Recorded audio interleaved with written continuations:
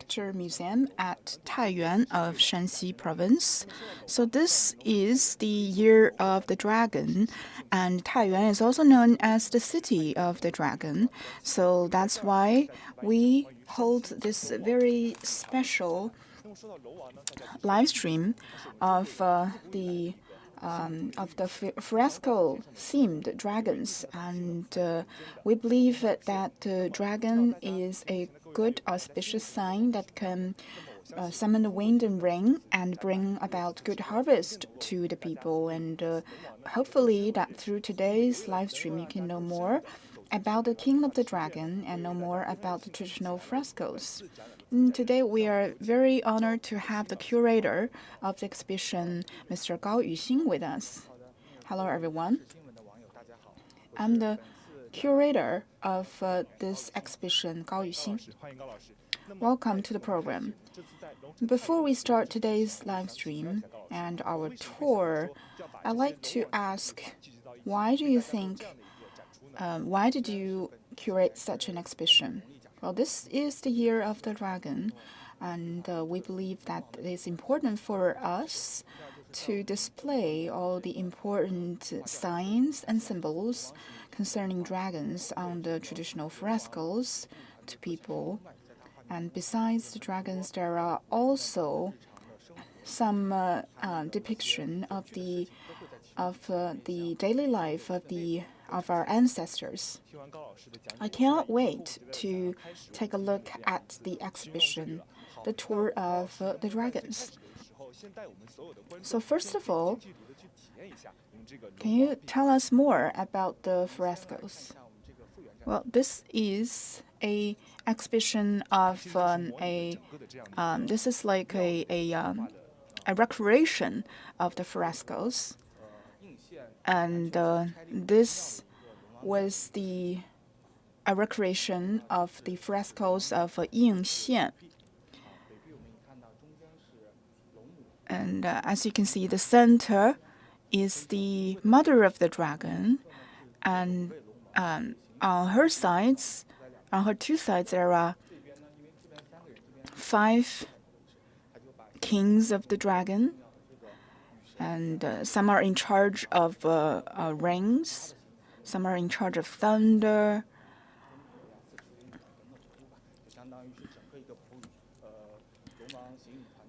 So this is like a team for the summoning of the wind and rain. You can see the dragon kings as well as their entourage. What about this one? This is the east wall, as you can see. Here are the dragon kings and their entourage, waiting for the order to summon the wind and rain. Because in traditional Chinese stories, traditional Chinese myths, the dragon kings are actually not that high in terms of position, so they will have to wait for orders from higher above to exercise this summoning of the rain. This is the west wall. This is the scene that the dragon kings are trying to summon the rain. As you can see, here are some different colors to the clouds.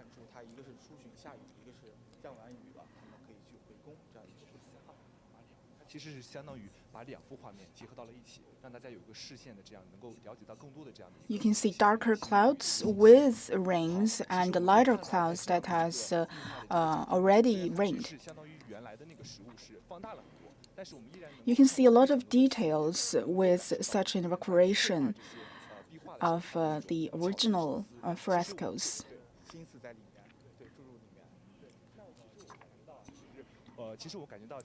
We believe that on these mural paintings, from these paintings, the dragon kings are, although they are not very high in terms of the positions, in heaven, but they are very popular among the general public because and rain and precipitation has everything to do with agricultural production. So people feel akin to the dragon kings. We have a lot of ceremonies in ancient China to pray for precipitation, and that's why the kings of dragons have become such a popular object for worshipping.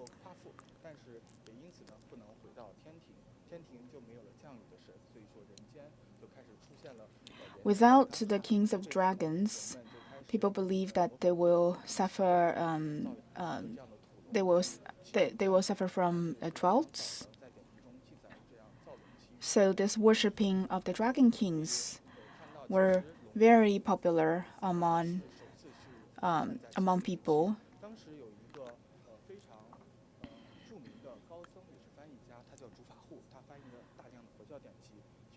This is the translation of the Buddhism literature back in the West Jin dynasty.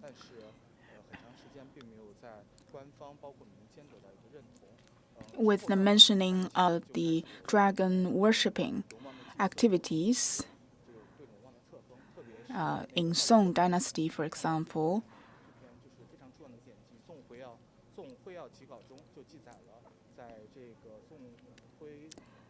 For example, in this literature, it depicts that the 5 dragons are named as the 5 dragon kings, also with official titles given by the emperor. So what kind of frescoes with the theme of dragons could you find in the ancient architecture in Shanxi? Well, in a lot of big temples, we can find this kind of mural walls, mural paintings, and also in some smaller architecture, you can also find dragons paintings in it. And also you could find the patterns of dragons in some of the murals that depicts the worshipping ceremonies.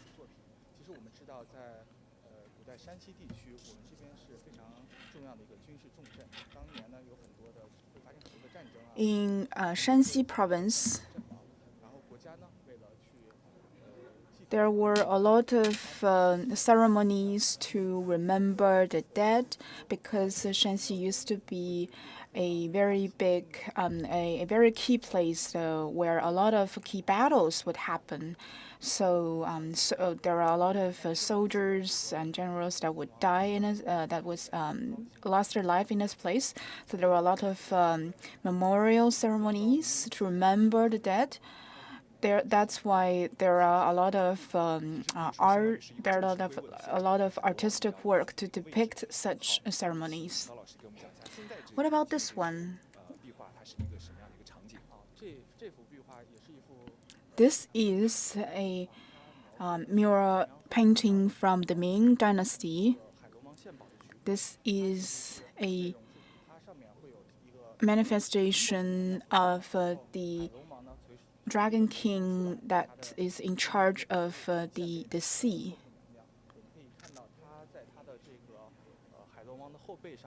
As you can see at his back, there is this dragon painting that signifies his identity. So this kind of dragon element can be seen as an embodiment of his identity.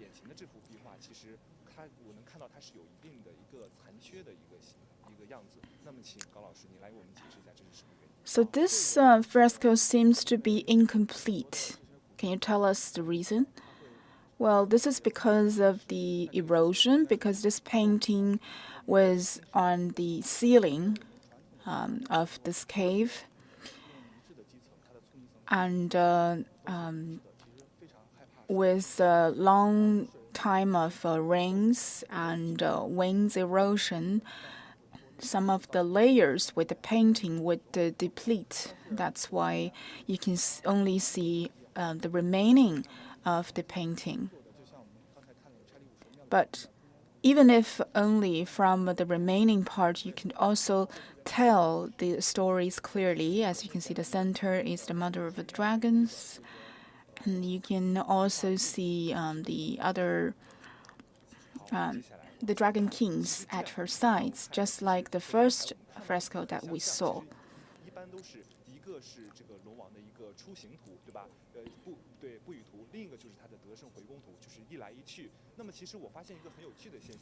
From the left painting, you can see that the dragon king is traveling with his entourage, and he is on a horse. And this one, they are riding horses.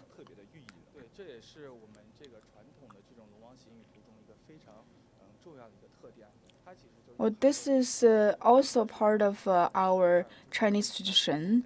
We know we have a saying that we need to honor the spirit of the dragon and the horses. So the dragons and horses are also auspicious symbol in the Chinese culture, and it's an embodiment.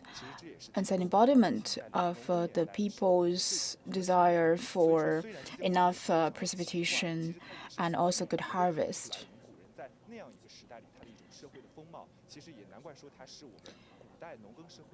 So these are very important documentations of the ancient people's life.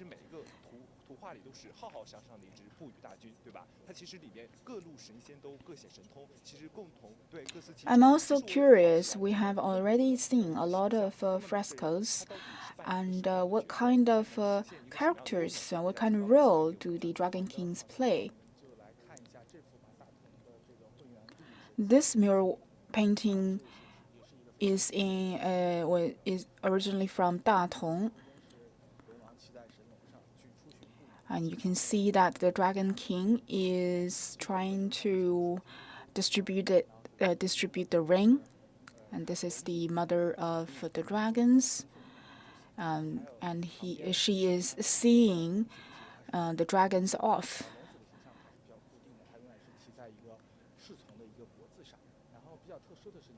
And this is the son of the dragon holding a lotus.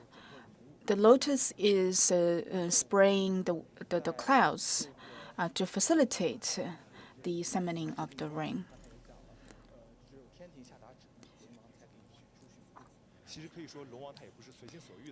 So we can see that the Dragon King is actually just like us, someone who's working for the leaders, because he would have to wait for the orders from above before distributing the rain.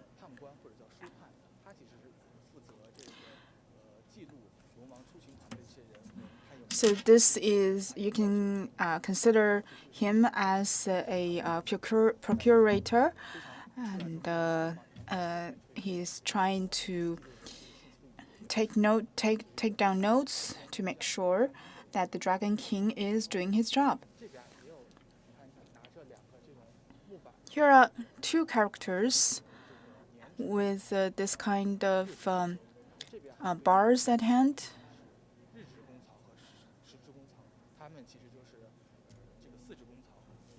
They are also envoys from the court of the heaven to see to it that the Dragon King is doing his job well. Because this kind of time of precipitation and amount of precipitation are very precisely calculated before the actual execution. So there are different characters to foresight and to make sure that the precipitation is at the right amount. And this person is actually in charge of the foreseeing this amount of precipitation because he has very good eyesight. He has 4 eyes actually. You can also see some other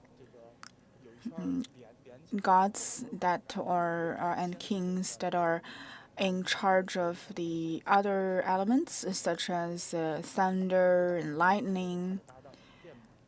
They are part of the entourage.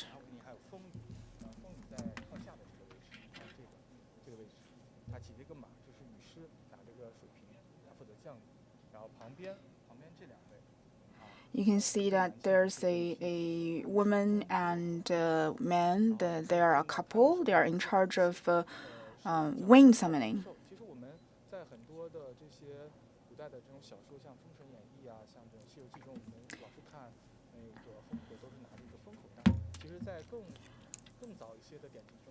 So the couple of the winds also have some of their own tools and utensils.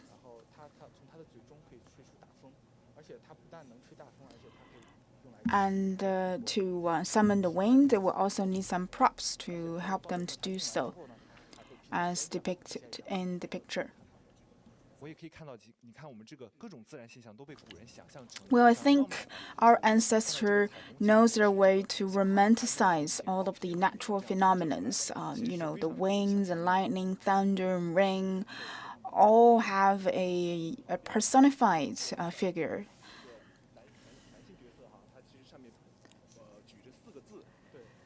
Well, this person is holding 4 characters, which is also the wish of the general public, calling for this very even distribution of wind and rain.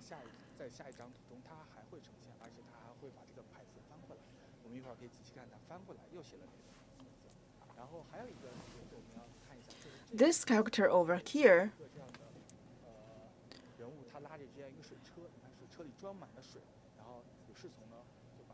is someone that is spraying water to the grounds.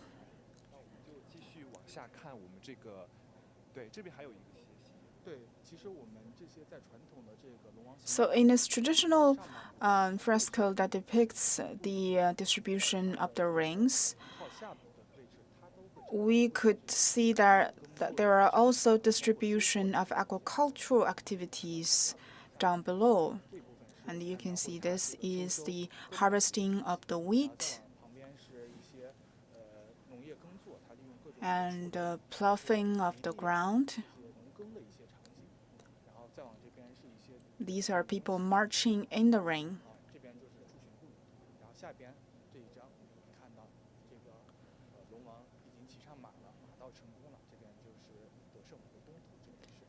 And this picture here, this fresco here depicts the scene of the victory ceremony after the successful summoning of the ring.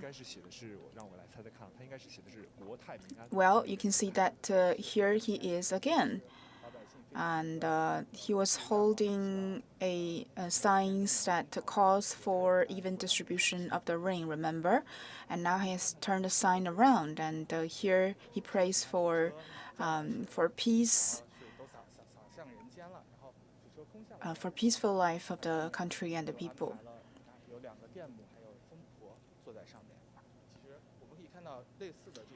You can see some familiar characters here.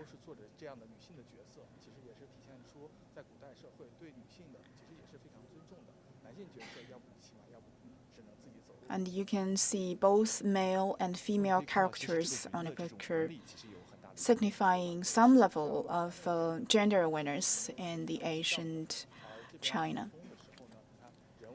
You can see that the facial expressions on these characters are quite relaxed and pleasant because they have already done their job.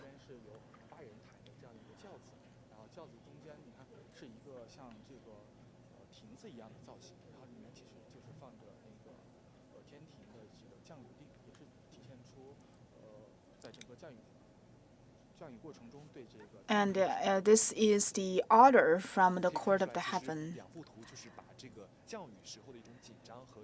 stressing again that the Dragon King is acting upon orders. Now let's move forward. There are two more mural paintings here.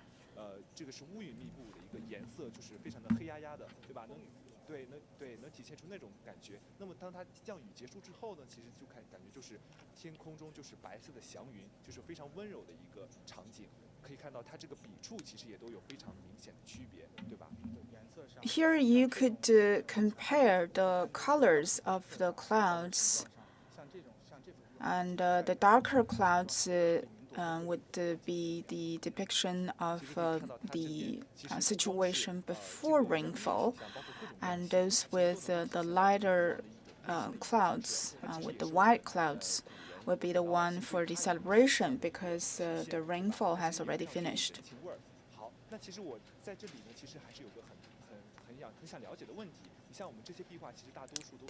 Most of the murals are from Ming or Qing dynasty with hundreds of years of history. You could see that they have retained these very vivid colors and scenes. So how do these wall paintings sustain the test of time? Well, the ancient Chinese people had a very mature, very well-developed set of techniques for the making and painting of the frescoes. So the pigments that they use are quite stable. And what is also worth mentioning that the climate of Shanxi is very dry, which is a perfect situation for the preservation of the ancient architecture as well as the statues and frescoes of the ancient times. So we have more frescoes and mural paintings than any other provinces in China. So most of the exhibits that we saw are recreations, and they are not the real thing. So do you have anything that is real relics? Well, you can see here.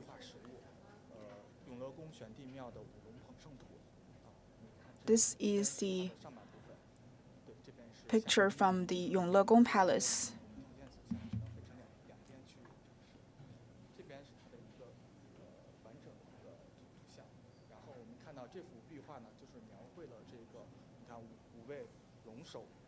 From this painting, you could see that there are 5 dragons with the Xuanwu Emperor at the center.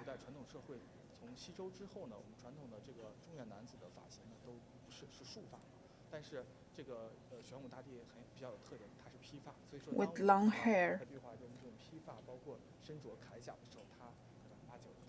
This is very signature image of the Xuanwu Emperor.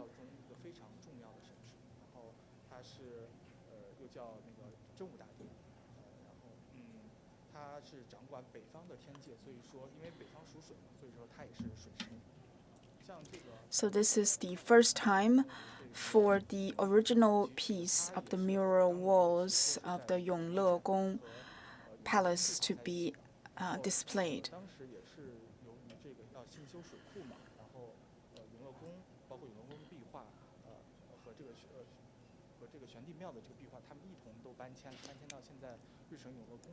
And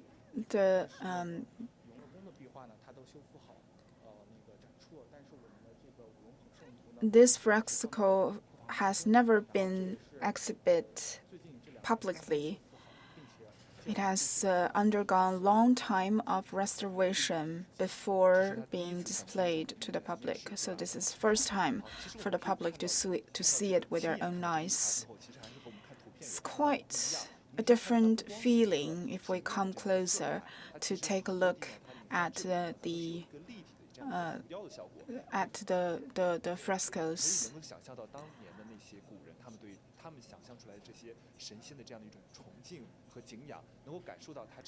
This is very lively depiction of the scene.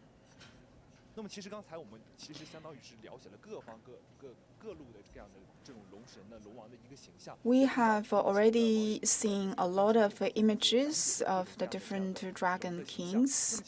I don't know if our audience have now a better knowledge of all the dragon kings. So people are very familiarized with the characters in some Asian novels or Chinese myths. So what are the dragon kings that we saw today? How are they different from the characters that are in the novels?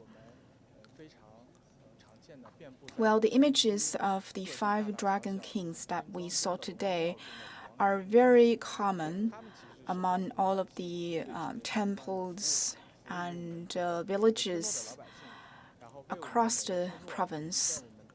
They are very common image that you can see even at people's houses. So this kind of depiction of the Dragon King is a display for people's respect of nature and also their longing for enough precipitation and their aspiration for good harvest. So it's an embodiment of people's wishes and their longings. I had a feeling when I look at those wall paintings.